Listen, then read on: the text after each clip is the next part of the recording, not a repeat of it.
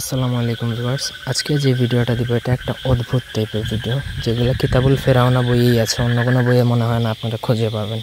কিতাবুল ফেরাউনা বই কি সেটা যারা জানে না তারা একটু সার্চ করলেই বুঝতে পারবেন যে এই বইটা কী আসলে। তো ব্যক্তিগত যে কোনো কাজের জন্য স্ক্রিনে দেওয়া নম্বরে সরাসরি ফোনে বা হোয়াটসঅ্যাপে যোগাযোগ করে যে কোনো কাজ করাতে পারবেন দেশে বা দেশের বাইরে থেকে।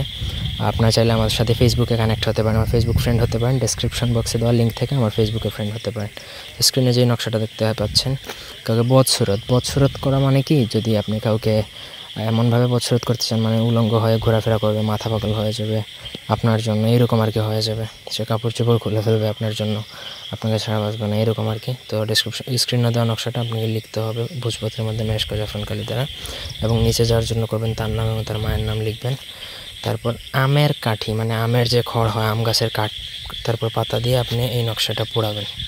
পোড়ানোর পরে সেই যেই নকশার যে ছাইটা হবে, ওই সম্পূর্ণ ছাইটা আপনাকে শ্মশানে ফেলে দিতে হবে। ব্যাস, এটা শ্মশানে ফেলার সাথে সাথে শ্মশানকালী চালান হবে। তো শ্মশানকালী সাধারণত উলঙ্গ অবস্থায় থাকে, তো ওই যার উপর চালানটা করা হবে সে উলঙ্গ হয়ে আপনার জন্য ঘোরাফেরা করবে। কিন্তু এটা একটা খারাপ বিদ্যা, অদ্ভুত একটা বিদ্যা, এটা যে প্রয়োগ করতে হবে এমন কোনো কথা না। আমি শিক্ষার স্বার্থে দিচ্ছি, একান্ত প্রয়োজনে আমার সাথে ফেসবুকে যোগাযোগ করতে পারেন।